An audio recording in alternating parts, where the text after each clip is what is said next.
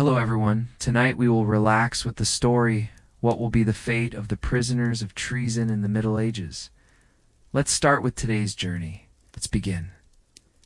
You are trudging slowly through a dank stone corridor where the chill seeps into every pore, as if the walls themselves are whispering the fate of souls lost in the darkness. There is no sunlight, no sound but the rattling of chains on your hands echo a chilling reminder. You no longer belong in the world outside. You were blindfolded with a cloth that reeked of mold and sweat. When it was removed, you were faced with an iron gate twice as tall as a man, rusty and heavy as your crime. Two soldiers in armor smeared with mud and dried blood looked at you as if you were a rat. They didn't need to know your name. They only knew that you were a traitor, and that was enough to erase your life with a nod of the head. You probably won't survive the night. And maybe you shouldn't die. So before you get comfortable, take some time to like the video and subscribe, but only if you really like what I do here. If you are still awake, please comment your location and local time, because I'm always curious to know how the night goes around the world. Now, turn off the lights. Let's relax together with tonight's journey. The prison door slams shut behind you with a dull thud. There's no modern bolt, just a rough wooden bar wedged into the gap with broken stone. The smell of the place makes you swallow the damp scent of aged stone mixed with the smell of dead animals and something else. Disturbingly familiar, the smell of people locked up to the point of decay. There was a thin wooden door leading into the cell, which was really just a semicircular alcove. You weren't given a bed. Instead, there was damp straw on the cold ground. Bedbugs, rats, and scorpions were your official cellmates. Out for the traitorous scorpion, one soldier joked. It's a bite, and you're done for. You don't respond. You never betrayed the king. But in the Middle Ages, truth wasn't necessary. All that was needed was someone with authority. Think that. You betrayed. The most memorable official historical event occurred in England in the 13th century, when King Edward I issued an edict stating that any act that appears to be against the royal family can be considered treason, including writing satirical poems, drawing offensive pictures, and even silence in court. A peasant was hanged for not answering when asked about the uprising. He was mute. You lie down on the straw. There is a crack in the ceiling. Someone has carved a message in stone with a fingernail. If you can read this, you are like me. Maybe it was the prisoner before you. Maybe it will be you in a few days. Strange fact. There was a prisoner who bit his tongue and committed suicide, simply because he could not bear the nightly groans from neighboring cells. Document records the case of a candlemaker who was imprisoned for having an illegal light near the barracks. He tried to hang himself with a rope, but was stopped by guards, and had 3 fingers cut off for attempting to destroy a body in the royal possession. You wonder, if you are just a baker, how can your bakers become treasonous? That is what historians still debate. Does the concept of treason really involve dangerous behavior, or simply a tool to purge troublesome political, financial, or personal forces? Some scholars argue that treason is simply a rephrase of inconvenient. A small laugh comes from somewhere you don't know who, maybe from the cell next door. Maybe it's you laughing yourself crazy. You lie still, watching the small light filtering through the cracks in the wall. A cold draft creeps up your collar, carrying the scent of rotting grass and cesspools. You hear the dripping of water, each one like a clock counting down to your disappearance. And then you fall asleep. Maybe it's tiredness, maybe it's giving up. Or maybe, as someone once said, if you sleep in a traitor's cell, you dream so much of freedom that you delude yourself into thinking you are alive. You wake to the clanking of chains and a sick chuckle in the distance. The light has not yet come, but the sense of time here is different from outside.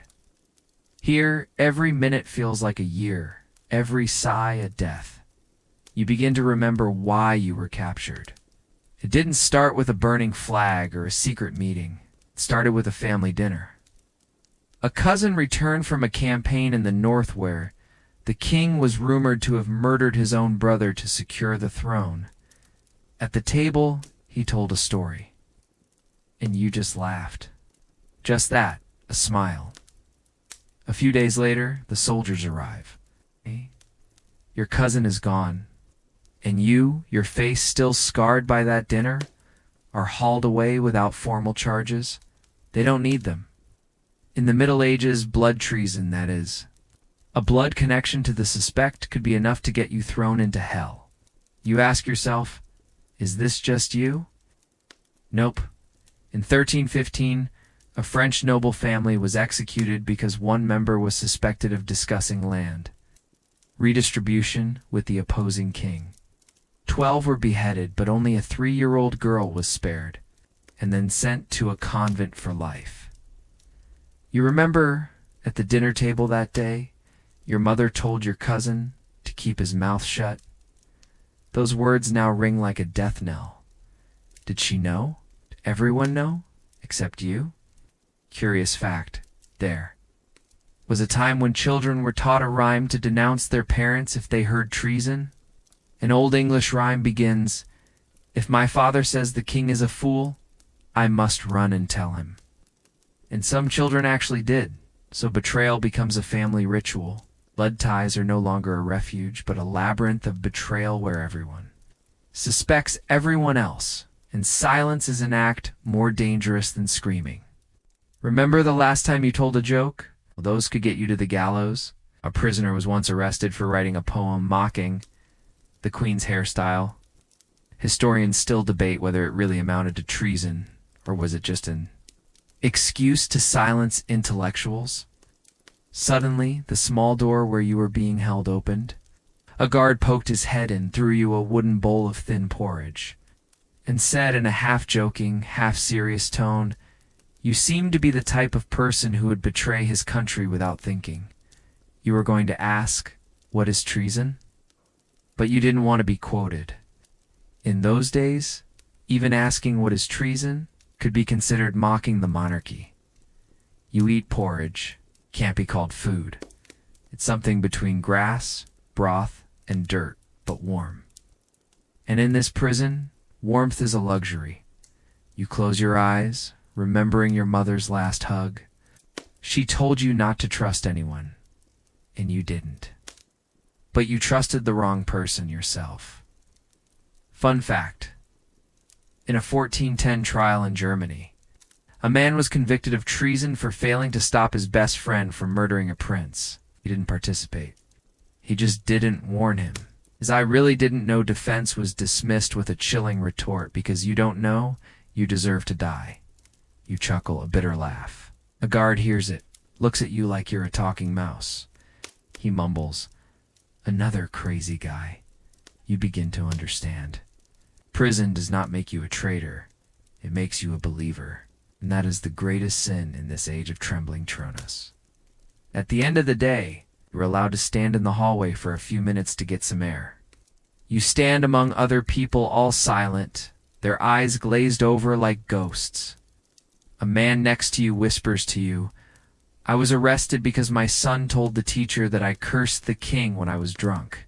You say nothing, but you know you have met a fellow countryman, a victim, a family treason ritual, where blood and guts are thinner than fear. And when you return to your cell, you hear the scurrying of mice. This time, you don't shoo them away. Maybe they're the most loyal creatures left. The iron door closes again. You return to the darkness like an old acquaintance, without a greeting. You have no name now. Only a scrawl on the outside of your cell reads, "Number 27, written in burnt charcoal." Whatever you were, a baker, a janitor, even a teacher, has been erased from the memory of the outside world. You are no longer human. You are a number on the prisoner list. There is a new person in the cell next door. You hear footsteps, gasps, and sobs. no introductions. You're there. Are no names, no pasts, no hopes. There is only breathing, sometimes weaker with each passing day, until it stops altogether. Then the guard comes, drags the body away like a bag of sand, throws it into the quicklime pit. You begin to pick up on small sounds, the soft scratching of mice, the dripping of water from the ceiling, and the faint clanging of metal from the cells of those who tried to pry open the bars. Some people still do it not to escape, but to have something to do. The only thing that makes them feel alive. You notice something strange. Many of the people who were locked up did not do anything specific. They did not kill anyone, did not rebel, did not take up arms.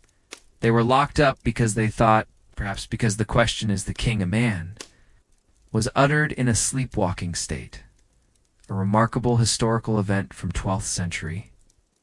Italy shows a man convicted of treason after writing a philosophical book about the nature of power, not mentioning the king, not inciting rebellion, simply wondering whether power is always right. The book was burned. He was imprisoned indefinitely. No sentence. You lie down on the old straw, your back aching. One day you are taken out of your cell not for trial, but to stand still while they draw your portrait. They want to record the form of a traitor. You see yourself in the dull bronze mirror. Your cheeks are sunken, your eyes are hollow, like two dry wells. Your hair is greasy. Your tongue is dry.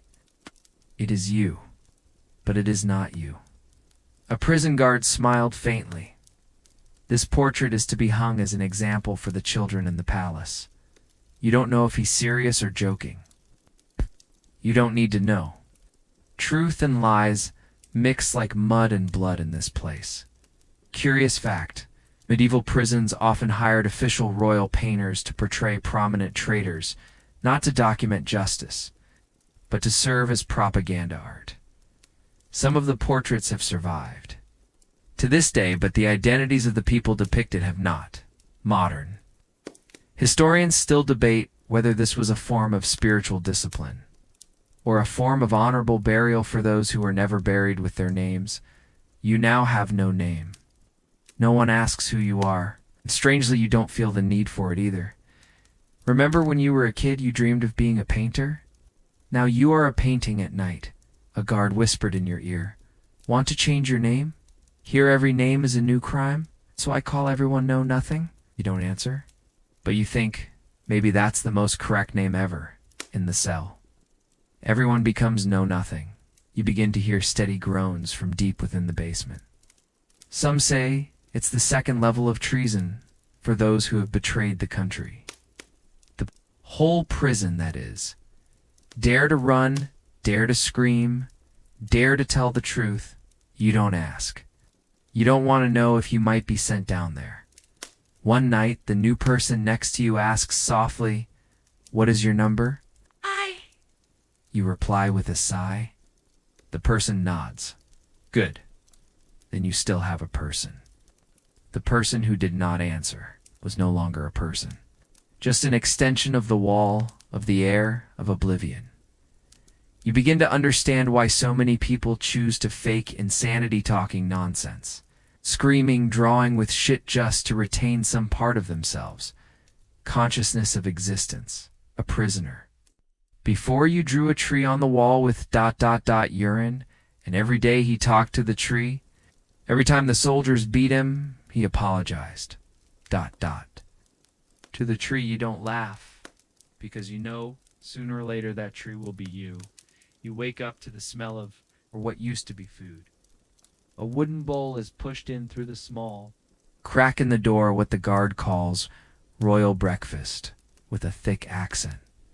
Inside is a soft, gray, damp mass, like rainwater-soaked clay. You bite into it. The taste is a mix of burnt straw, damp salt, and ash. You've never tasted anything worse. But your stomach is protesting, and you learn that here. Not everything is eaten for its own sake. It's eaten to survive. You're fed once a day. No set time, no explanation. Some days you have to wait until the sun sets, soar rather, until the light from the crack disappears. That's when you begin to question your biological instincts. Is it hunger or sadness? Thirst or desperation? Official history: in some medieval English and German prisons, traitors were reportedly fed only saltless bread and water from the roof. The authorities feared that if they were fed well, they might escape or resist better. And strangely enough, they were right. One escape in 1289 took place, only because the drunken guards ate all the prisoners' rations and fell asleep. You start comparing yourself to rats. They at least have a choice: eat rope, chew straw, or bite people. You don't. A guard once said, "Rats were once executed here for eating royal cakes that fell to the floor." It was a time when animals could commit treason. You're not sure if he's joking or not, but you stop laughing. You remember back when you were out there complaining about how watery your morning porridge was? Now you would give anything to have it back, even if it was just to look at it. Your dream is no longer about freedom or family. It's about a bowl of hot, greasy porridge. Another curious fact: in some medieval Italian prisons, the punishment meal for traitors was made from boiled shoe leather, sometimes with sand added to add realism to the punishment. One prisoner wrote, "After chewing, my tongue was part of the meal." You look down at your tongue, cracked and white. Maybe soon you'll eat yourself. And then something strange happened. A man in the opposite cell, whose face you had never seen, was brought out. The guard said he went to a party. Everyone chuckled. Laugh without teeth, without jaws, just a dry echo like a joke gone wrong. You understand? Going to. A party means going to the execution ground, and the food is. The public eye: historians still debate whether treason prisons actually allowed prisoners to choose their last meal. Some records show that some were fed roast goose, while others were only allowed to inhale the smoke from the kitchen. One scholar once said, "Food is not for the stomach, it is for the mind. It's that you die with the illusion that you are not a sacrifice, but the protagonist in a romantic tragedy." You wonder, if it were your turn tomorrow, what would you ask for? Would you say, "Give me a bowl of plain water"? That smells like home? But maybe there's no need to wait until tomorrow. That night, a stomach ache hits you like a tidal wave. You clutch your stomach, curl up, and realize there's something strange about that bowl of porridge. Maybe mold. Maybe something that was alive. You throw up, but there's nothing left to throw up. You shiver, not from the cold, but from hunger mixed with self-loathing for eating. You whisper, "What am I if I am alive and not myself anymore?" No one answered. Stone walls cannot speak, and rats can only gnaw at what is left of you. Night comes, and the night in the Treason prison is unlike any night you have ever known. There are no stars, no chirping insects, no wind. It is a solid mass, so silent you can hear the blood rushing through your ears. You can't sleep, not from hunger, nor from cold, though both of them clung to you like two hungry animals, but from crying. From the cell next door, a sound rang out intermittently, broken and choked, as if someone was trying to hide tears in the depths of their throat. At first you think you've misheard, but it comes back, the sound, broken and broken, like a child's cry that's too loud for fear of being discovered. No one screams, no one calls for help. It's just a soft, persistent, heart-wrenching cry. You tap lightly on the stone wall between the two chambers.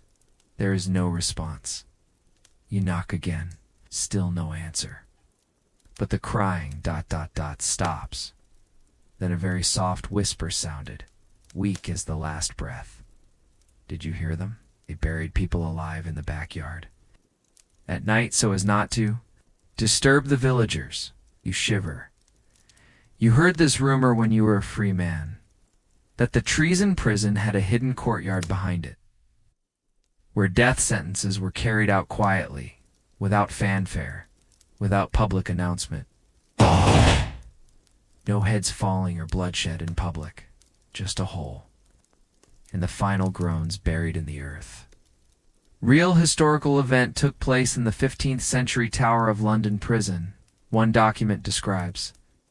Many executions without official records, without ecclesiastical confirmation, known only through the whispers of drunken guards.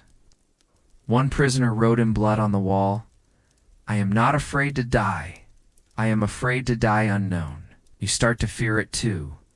You're not afraid of being beheaded or burned alive. You're afraid of being erased from history as if you never existed.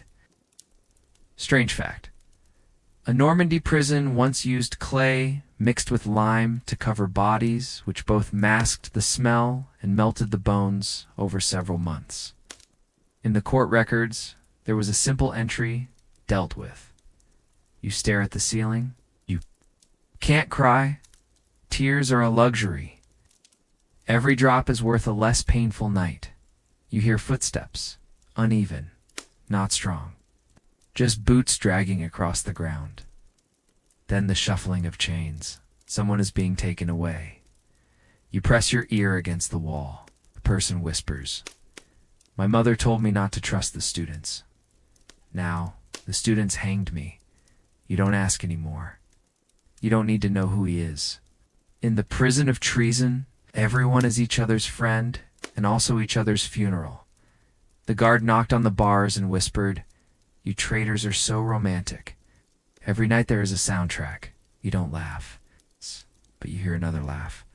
In the distance, someone else is laughing like crazy. It's not a happy laugh. It's like the cracking of wood in a storm, a sign that something is about to collapse.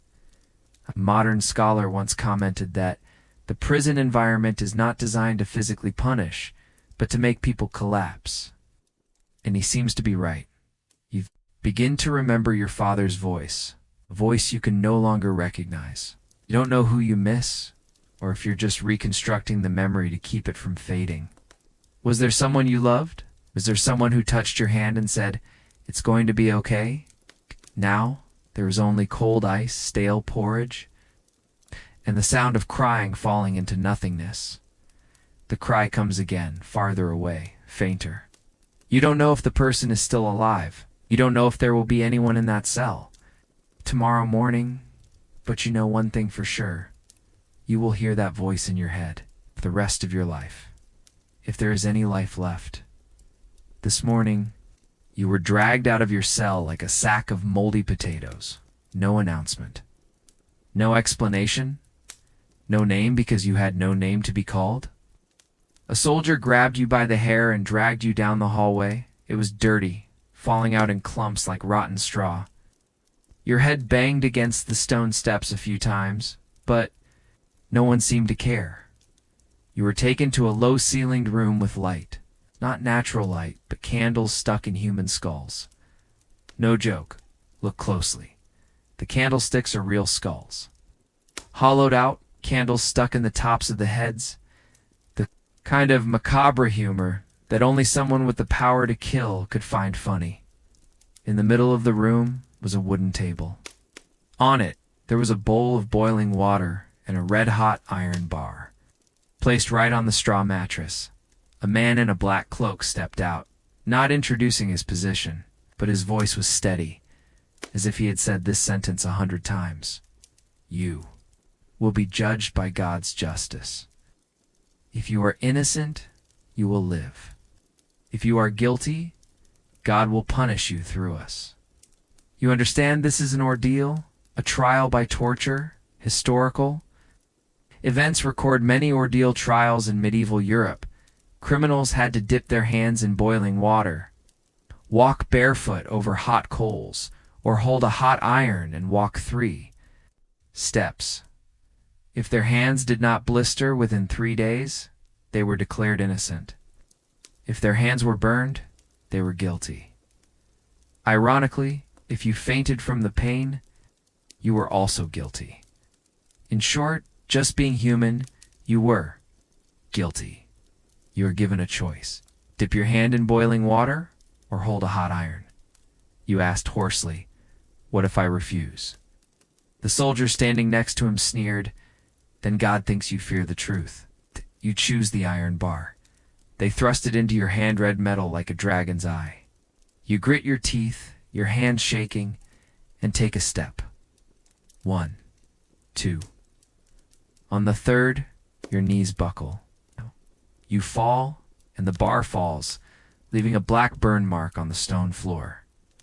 No one helps your temperature. Soldier just says, "It smells like roasting traitor." You are dragged back to the cell. Your hand is red and blistered like a cake with blisters on it. The smell of burning flesh clings to you like a new shirt. You start to have a fever. There is no medicine. There is no water. The person in the next room calls out. They used to treat it with mud packs, but don't try that. Rats love mud. You Lie down. Your hand swollen like a pumpkin. In so much pain you want to chew your tongue and commit suicide. Strange fact. There are cases of prisoners chewing on their own hair and swallowing it, hoping to die of intestinal obstruction. One scholar wrote, "Many die not because of their crimes, but because their bodies cannot bear the jokes people make in the name of justice." You remember what your father said? If someone judges you without evidence, they don't need to know the truth, just that you're weak, maybe. That was the only time he was wrong, because here, weakness is not a crime, but a prerequisite. For being called a traitor, modern historians still debate whether ordeals were ever truly credible, or were they merely a religious dramatization of political violence. Some argue that they were a tool for the court to avoid legal responsibility. It wasn't me who killed you, it was God. You don't see God here? There is only blood flowing from your palms bright red, sweet as coals used to cook sugar. And for a moment you think, if your blood tastes sweet, then have you ever lived a good life? The crying from the next room continued. But tonight you start crying too. Not loud, not clear, but true. You don't know when you fall asleep. The fever makes time melt like wax. The seconds trickle down like sweat from a dying man's brow. You dream that you are alive. Really alive. Somewhere else. Out there. Where the sun is warm on your face and dogs bark at your feet. You are holding a book, your fingers turning the pages, and someone is laughing in the background. Maybe it is your mother. Maybe it is your friend. Maybe it is a memory you have invented to forget that, in this place, books are burned, laughter is beheaded. You wake up. Your hand is swollen to twice its normal size, pus seeping out like sap. It hurts, but not as much as the fact that you know for sure. No one is coming to help. Even the guards just glance through the bars and smile. If you were still alive, tomorrow morning, I might actually believe you were innocent. You don't answer. There are no words left to say. Your voice is now as dry as half-burned paper. A prisoner on the other side of the wall whispered, "I used to be a doctor. Now I cure rats with prayer."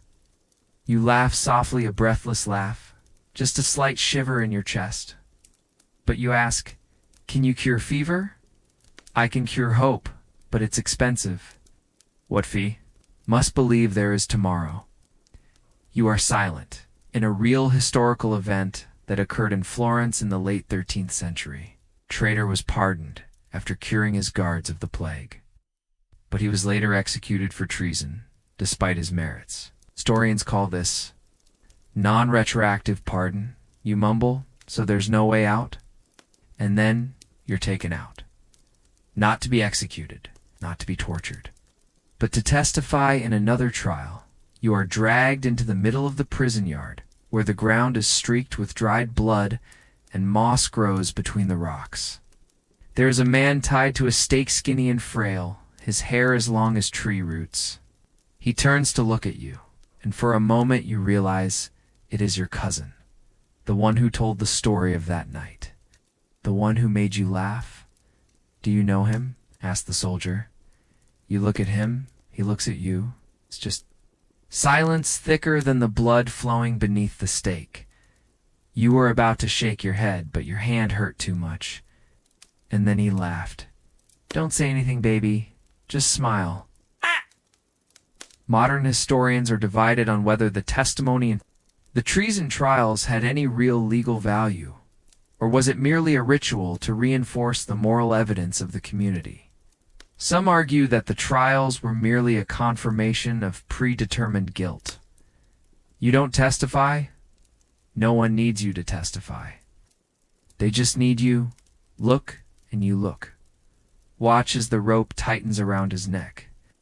Watch as his legs give one last twitch. Watch as a crow flies down from somewhere and lands on the dead man's shoulder as if to signal. It's done. You are dragged back. That night, you don't sleep. You remember the look in his eyes. No blame, no regret, just resignation. How many traitors do you think died without ever knowing what their crime was? A strange fact, there were criminals buried without their names because their names were too similar to the king's. Crime that was not defined. Identity destroyed because of the same sound. You close your eyes, and in the dark, you whisper, "My name is Wind," because only the wind is not tide. Only the wind can pass through the prison without leaving a trace. You dream that you are the real wind. No body, no chains. You slip through the bars, fly through the hallway, and into the warden's office. Passing papers, quills, and empty wine glasses next to piles of dead rats. You fly over the courtyard. The rain-soaked mud where traitors who have outlived their usefulness are buried. You take in the musty smell of earth and bones. You hear the last unspoken words trapped under the dead man's fingernails. You wake up to the wind in your dream turning into your own wheezing breath. A pain shot up your arm, the burn was. Turning blue-gray now? Maybe infection? Maybe gangrene? Maybe your body was deciding to go before someone could execute you. A guard threw a piece of cloth into your room. Tie it up. Smell of your hands will scare the mice away. The cloth around yourself, one at a time. Each tightening serves as a reminder. You still feel it, which means you are not forgiven. A true historical event in the 14th century. In a Norwegian prison, a traitor cut off his own hand to be taken to a monastery for treatment, hoping to gain asylum. But he died on the way, and his head was hung outside the monastery as a warning. Historians still debate whether it was an act of courage or foolish desperation.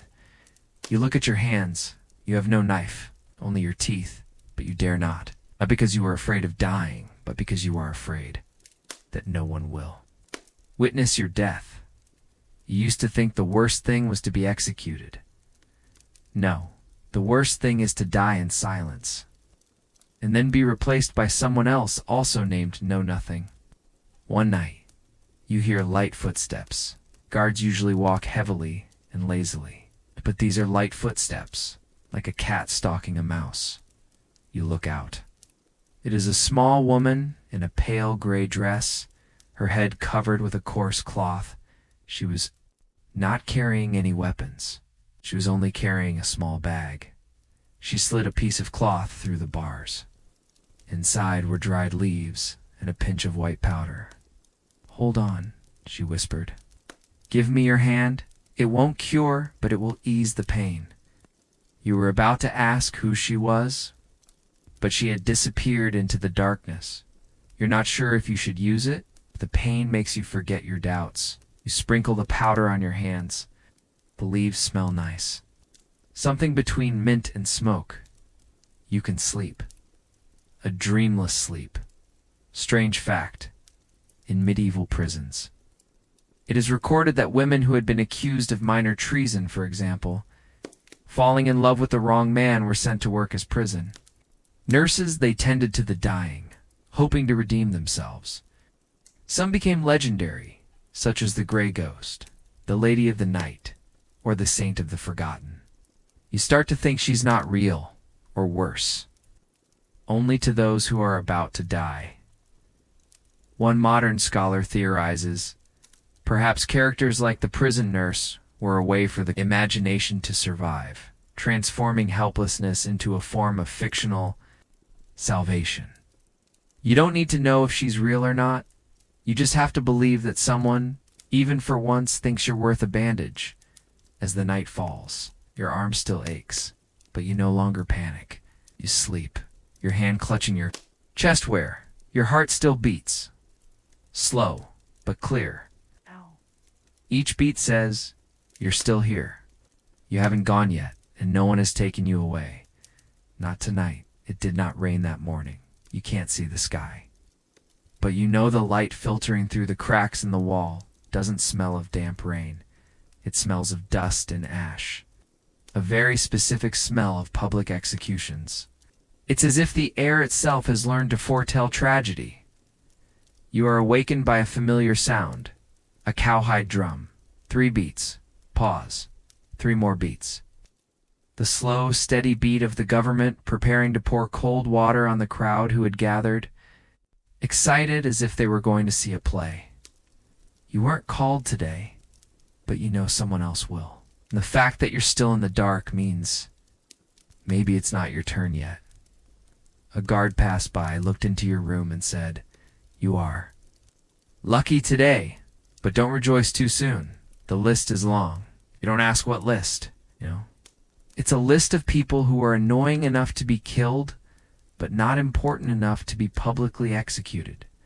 And just when you think you've gotten used to the hopelessness, an ex is brought back. Not the one from the cell next door. The one who was released. He staggers, pushed into another booth across the street. You hear the lock click. He doesn't scream. He doesn't curse. He just sits down, his back against the wall. You whisper, "You were forgiven?" His voice was hoarse. "Forgive me? No, they just borrowed me to test the drug. You don't understand right away. But then you remember. There was a time when people accused of treason were used as test subjects, from drugs to curses, from poisons to relics. Historical records from 13th century France show that a group of prisoners were forced to drink a potion concocted by alchemists to protect against evil spirits. One survivor, who was left blind, said, "If there is no devil, then the potion is an evil spirit." You look into the next room. The man begins to convulse slightly. This is not a cure. This is a test of how much foreign matter the human body can take before it. Breaks down. Modern historians still debate whether this was early science or torture in disguise. Some call it inhumane medicine, while others see it as a necessary condition for progress. You just know one thing: the drug test subjects are never asked for their consent. You observe him a few hours later. His body is shaking. His mouth is mumbling incoherently. His eyes are wide open, but no longer react to light. You think to yourself, this is an unrecognized death. Anonymous death in a room with a door but no exit. A gray shadow passed by. It was the girl you had met. She left no medicine behind. She just stood there looking at you through the bars, silently. Then she pointed to the room across the room and shook her head. You understand? She also knows that person will not survive the night. You asked, "Has anyone ever escaped?" She was silent.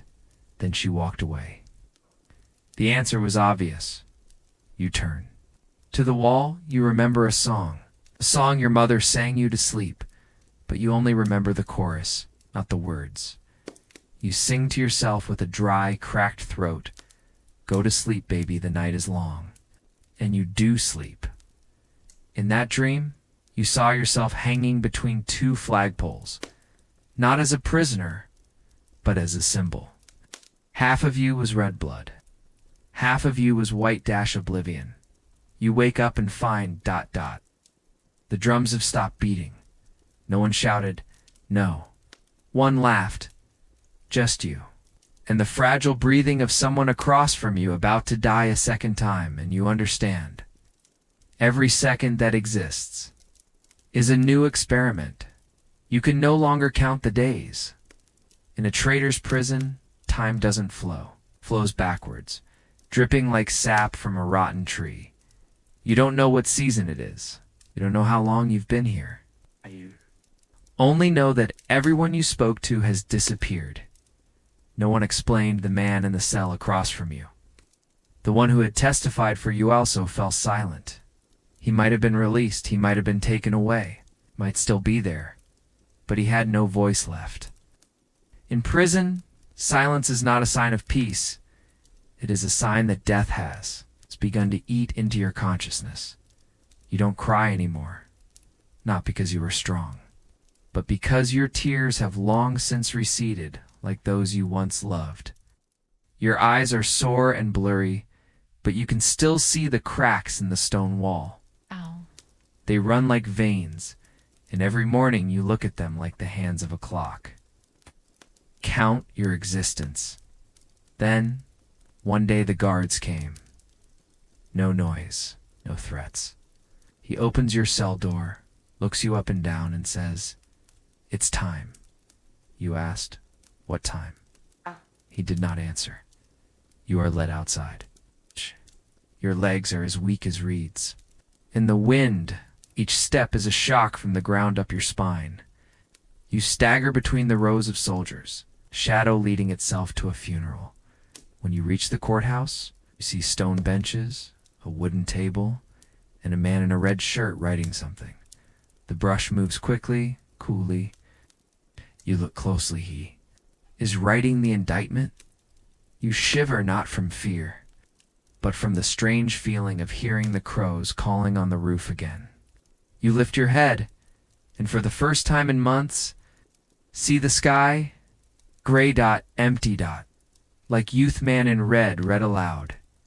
Crime, treason against the crown, punishment, name erased from all records, no burial, no prayer. You do not resist.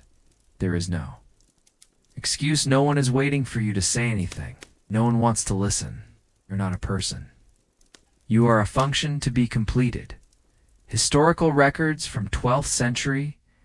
England record many high treason crimes that did not require public trials, simply noted, dealt with to maintain order. One scholar wrote, "A society sometimes needs to forget in order to continue living." You are taken to a shallow pit, no execution ground, no audience. Just a corner of the prison garden where weeds grow amid the smell of blood and mold. You are pushed into the pit. Soldier kneels down next to you and says softly, "I won't bury him. Just cover him up, just to complete the formalities."